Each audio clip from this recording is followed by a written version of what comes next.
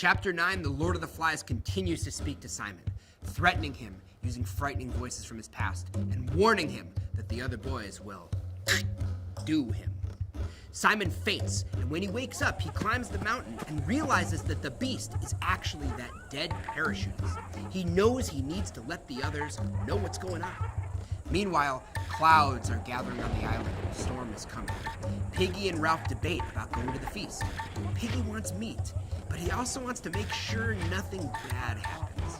Piggy and Ralph decide to go to the feast. When they do, they make a bit of an awkward entrance, but are welcomed.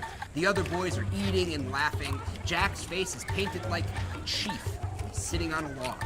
Jack orders that Piggy and Ralph be given meat, and after everyone finishes, he asks who's going to join his tribe, reminding them that he can get them food and protection. Ralph again protests that he's the chief and reminds them about the fire. They argue about the relevance of the conch, and we see that the rules are once again being stretched and challenged. When Jack asks again who will join, a storm begins. A dance starts. Wild, out of control, a chant of kill the beast. Everyone is whipped into a frenzy. Suddenly, Simon crawls out of the forest, exhausted, delirious, trying to tell the other boys about the parachutist.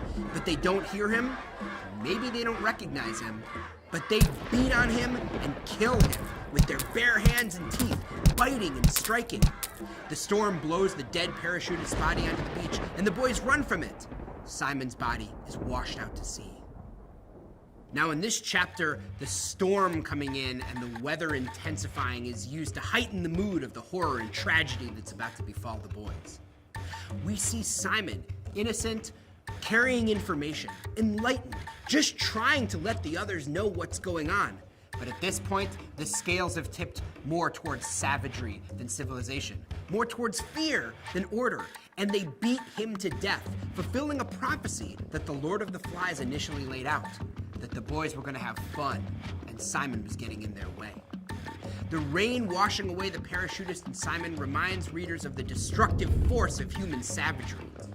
It's also important to note here that the fire and the feast that Jack presents is being used to meet the base needs of all the children.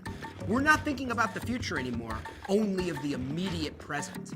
And this wild behavior stems directly from that. There's been a dramatic change now.